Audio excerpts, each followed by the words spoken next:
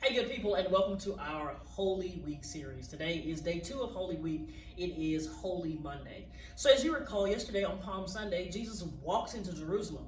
Well, on Monday, he walks into the temple, and when he arrives at the temple, he finds out that he sees some issues in the temple. You know, kind of like we see issues in the church. He sees issues in the temple, and one of the big problems that Jesus sees is that the money changers were ripping the people off.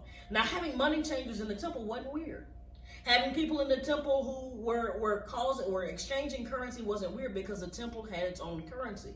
The problem here was that those who were entrusted to care for the money, those who were entrusted to make sure that those transactions went smooth and well, were ripping the people off.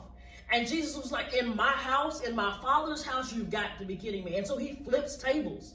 And people often in fits of rage are that when they talk about this story, it's often out of character for Christ, but I would say it's not. I would say that we serve a God who is a God of order. We serve a Christ who wants his home, his place of dwelling to be sacred and to be holy of sorts. And when he arrives in the temple to cleanse the temple, he finds out that the people are not doing what they were left in charge to do.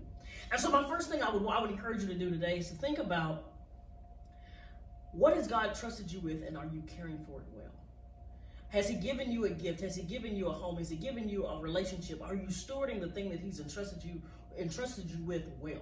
That's the first thing I would ask you. But the second thing I want you to see is that he went to cleanse the temple. So in many ways, he came to cleanse the temple, but at the end of the week, he's cleansing the world. And so it's only a foreshadowing of what will take place later that week. And so as we sit back and we reflect and we begin to consecrate ourselves for Resurrection Sunday and the great event that it is, I want to encourage you to take a look at yourself, take a look at your life, take a look at the things that God has given you. And I want to ask yourself, are you doing it the way God asked you to do it? Until tomorrow, y'all be blessed.